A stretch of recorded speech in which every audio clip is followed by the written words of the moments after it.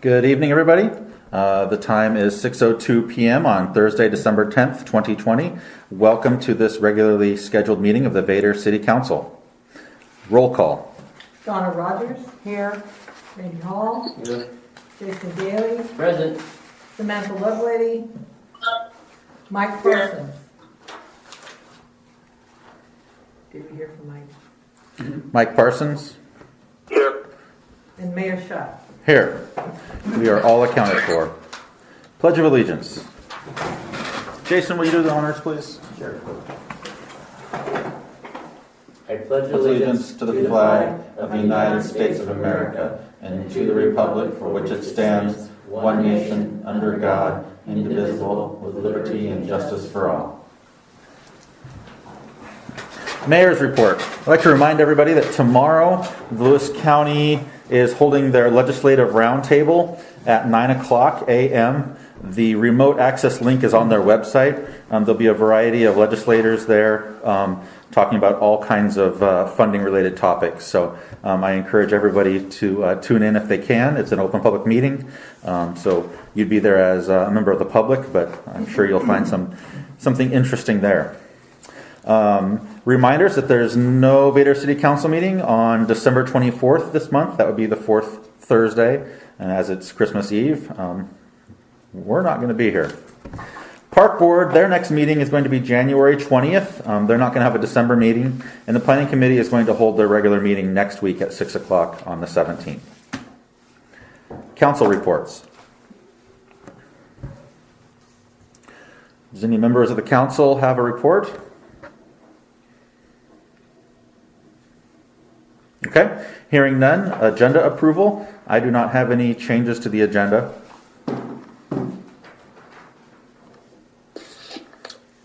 I'd like to make a motion that we approve the city council minutes approval agenda approval for 12/10/2020. We have a motion by Mr. Daly to approve the agenda as written for December 10th, 2020. Do we have a second? I'll second that. Seconded by Mr. Parsons. Any discussion? Hearing none, all those in favor say aye. Aye. Aye. Any opposed? Motion carries. Minutes approval. Unfortunately, we did not have time to get the minutes done. As you know, we've only had 4 business days since the last council meeting, and with all of the budget prep work, we just didn't have the time to get the minutes ready, but they will be ready at the next meeting. Voucher approval. I'd like to make a motion that we approve the vouchers for the 1st of December of 2020 for $55,876.89. We have a motion by Mr. Daly to approve the vouchers in the amount of $55,876.89. Do we have a second? I'll second that. Seconded by Mr. Parsons. Any discussion? Hearing none, all those in favor say aye. Aye. Aye. Aye. Aye. Any opposed? Motion carries. Special reports. We have Civil West on the line. Matt Wallington's on the line to give us an update on the wastewater treatment plant upgrade. Take it away, Matt. Thank you, Mayor and Council. Thanks for letting me talk tonight. I'll try and make it short, but wanted to give you guys an update as to where we stand on the wastewater treatment plant improvements. We're getting precariously close to going out to bid. The environmental work that has been taking most of the year is finally complete and is out for a public review comment, which part of it ends on Monday, and then we have to turn around and make a request to Commerce for funds, which starts another 2-week review period. But we are hoping that by the 1st of January, everything will be done and clear, and we will do an advertisement, a public advertisement for contractors to bid on the construction of the treatment plant. We are hoping, like I said, that gets probably go out the second week of January, and we're anticipating by the third week of February that those bids will be due.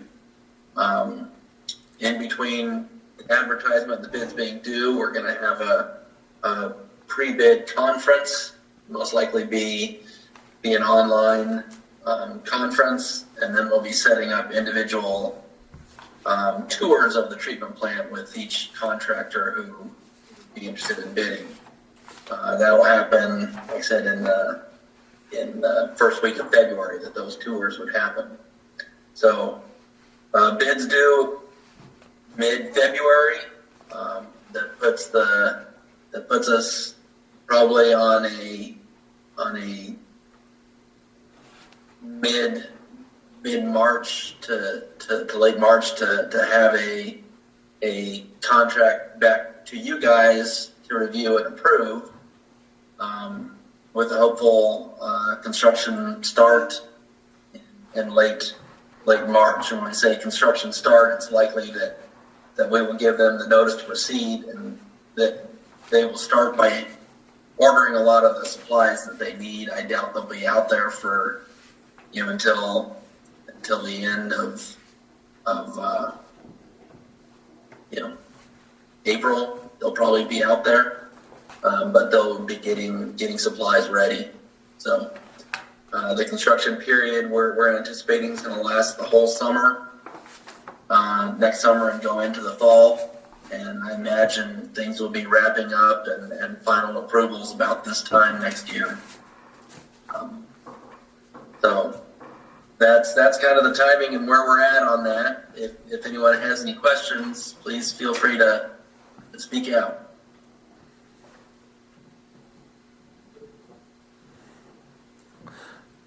I can say that today we had a meeting with Ecology and Civil West. Our planner Gary Cooper was there as well, and there's an immense amount of work going into this behind the scenes between the community development block grant we got and the ecology funding we got. All of these different approvals and documents that we have to work through, and the other folks as well. So there's a lot of work going on constantly. Yeah. Okay. No. There is, and hopefully we're like I said, seeing the light at the end of the tunnel and getting ready to start getting contractors involved, which is kind of the exciting part. So. Absolutely. And to add on to that, Ecology did give us approval for an additional up to 10 more connections for new homes. And they already have reservations for all. Right, and contractors already this week came in and reserved all those connections for new homes, in anticipation that we wouldn't have any more for a little while. So I did talk to Ecology a little bit today about that, and they said once construction starts, they could work with us maybe, since they'll see that plant coming online during the year, potentially after the houses would be, or while the houses were being constructed. And so maybe we wouldn't have to wait all year long to have even more connections beyond those 10. So it's all good news. It's all good news. Any other questions for? It's taken a while, I know, but I appreciate your patience, and we're getting there, and hopefully getting to start moving dirt here pretty soon. Great. All right. Any other questions for Mr. Waddington? All right. I don't hear any more. So Matt, thank you very much. I appreciate your time. Thank you, guys. All right. Have a good evening. Yeah, you too. All right, moving on to city business. Item number 1, council to consider ordinance 2020-16, amending land use and zoning standards. So these are, we discussed these several times last week.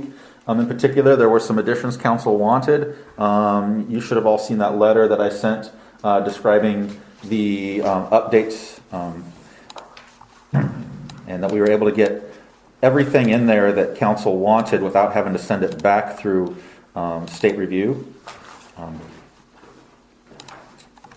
And I don't have a PDF viewer. 2020-16? Yes. 2020-16, correct. So to summarize the changes that council wanted, I really need a second monitor up here. So you'll find that the references were changed from should to shall to ensure compliance with our historic district desires. You can see that the document does refer to the Vader Community Action Plan as a source of guiding principles. There was a request after the meeting by a community member to add storage units to it. I know that didn't come up during the meeting, but I did talk to folks about that, and they didn't think that was appropriate at this time. The amount of changes required to add that very well could have opened up the possibility of having storage units in our historic district as well. So without a much larger change that would have required state review, we couldn't do that just right now. There was clarification requested by council regarding the pedestrian access requirement. Gary Cooper said that my opinion is that we don't need to add additional language regarding this. It does not require that pedestrians be able to access every portion of a lot. On a block with a series of buildings that are connected with shared walls, the pedestrian access issue would treat the entire block as a single development. And then lastly, there was quite a bit of discussion around the affordable housing incentive that was at the end of the ordinance. And Gary Cooper says that the motivation for adding this is that it helps the city realize Growth Management Act goals that the city already adopted in the housing element of our comprehensive plan. And then he pasted that below from our comprehensive plan. It was all just related to our comp plan and making sure that we were keeping true to what we already wrote. So I hope council finds that acceptable. I'd like to make a motion that we approve ordinance I'd like 2020-26, This will be discussion. amending the land use and zoning standards. We have a motion by Mr. Parsons to approve ordinance 2020-16, amending land use and zoning standards. Is there a second? I second it. Seconded by Mr. Hall. Discussion.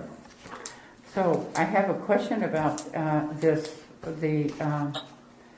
storage units. I believe Judy Costello specifically asked She did. to have that in there. She is not in the historical commercial. She's in the commercial use district, but she's not in the historical part of it. Correct. The concern was that if we were to add it into the section that talks about all of the uses, it would be lumped into the historic district as well, and that could have opened the possibility of somebody, not necessarily her, building storage units in our historic district. Okay, so I don't see this where you gave the big list of everything that could be there. Oh, it's Why the storage units couldn't have been added into that? oh, it's on. Let's see. It's on page the third on this ordinance, fourth, fifth, Where the list sixth, is of all the, seventh. Yeah, I'm getting there.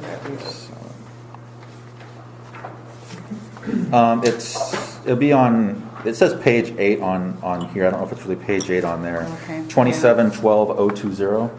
yes. Permitted uses, section 1.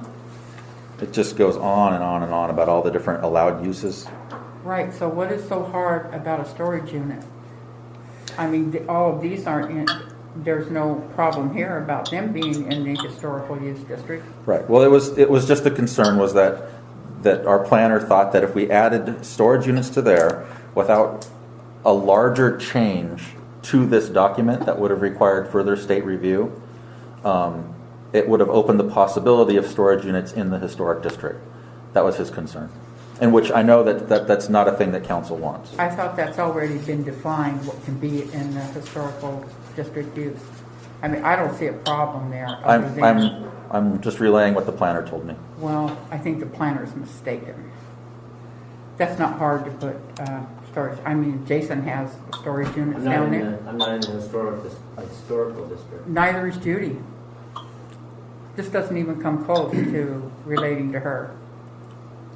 And so when can that be added without such a big problem? Just add storage units in this little We part could, right here? we could, but it was a large enough change that he felt that it would have changed the document. There would have been a lot of extra language in there to make sure storage units weren't allowed in the historic district.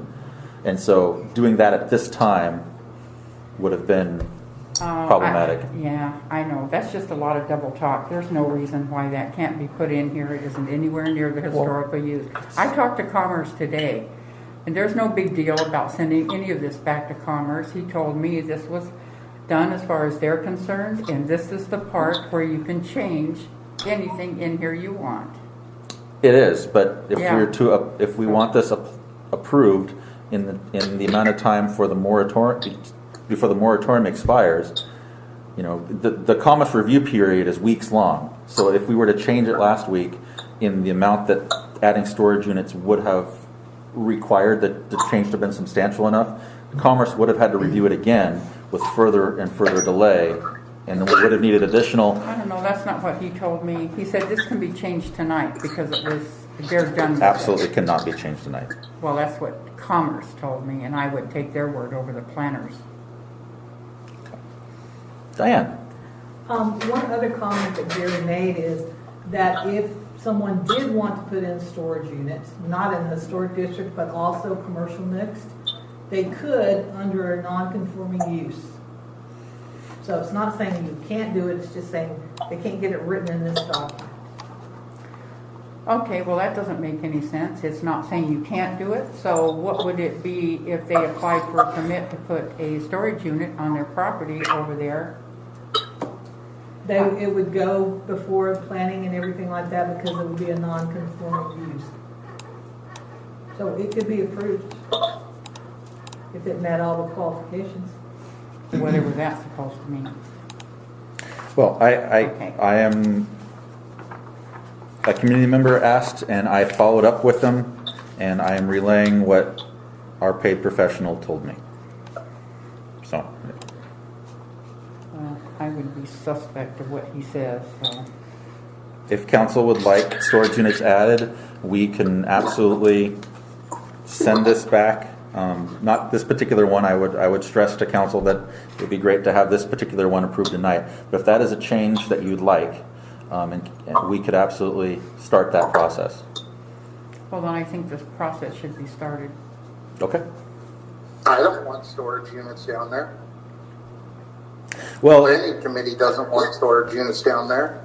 They've already talked about that 3 years ago. well, I guess the way it would be written would be that it would be, we would write specifically where storage units would be and would not be allowed within the commercial mixed use district. That way we could eliminate the historic district as a possible area for those. Okay. So that would be what it was, and that's why it would be a more substantial change than what just adding it into the document as written, because we would have had to add all of that extra language in there, trying to pick and choose where certain things could go in the city, and that would have been a much larger change that Commerce would have had to approve, and 1 week wasn't enough to do that. Okay. We do have a first and a second for the motion on the table. Is there any other discussion on this?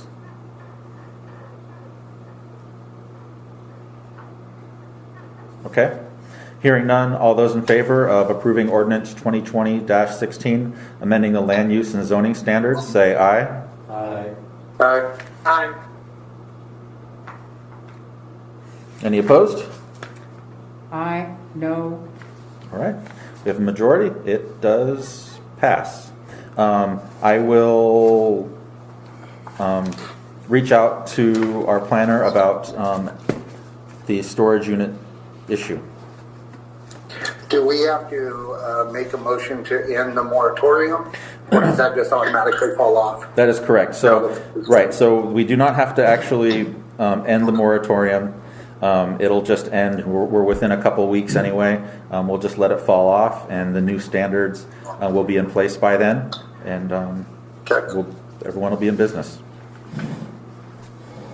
All right, moving on to item number 2, council to consider ordinance 2020-17, the 2021 final budget.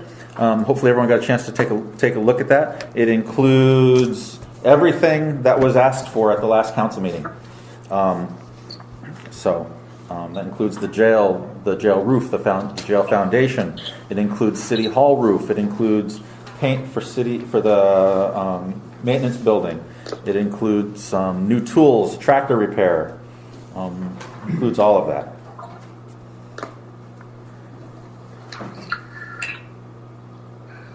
I'd like to make a motion that we approve the ordinance 2020-17, our 2021 final budget. We have a motion by Mr. Daly to approve ordinance 2020-17, the 2021 final budget. Do we have a second? I'll second that. Seconded by Mr. Parsons. Discussion.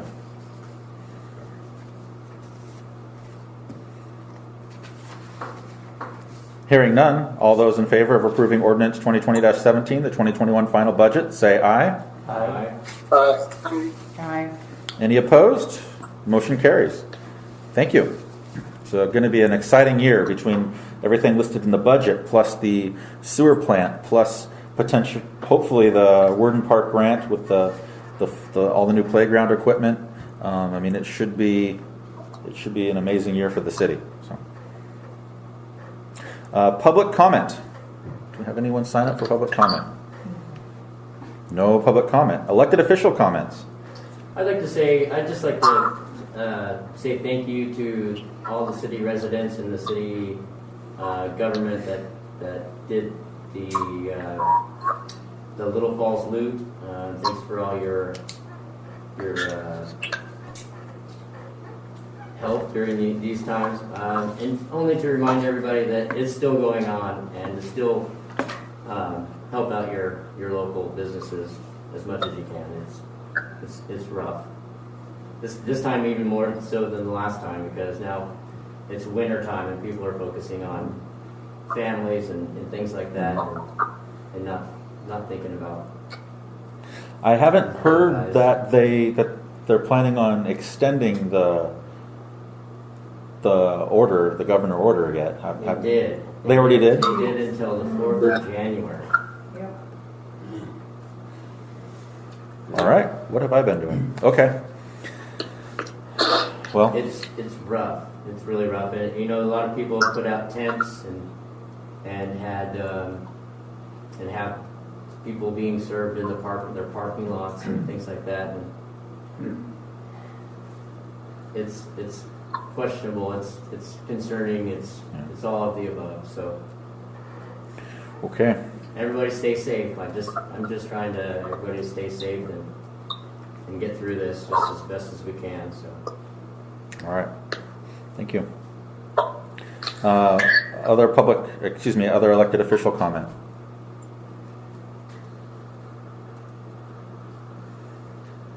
Okay. Hearing none then.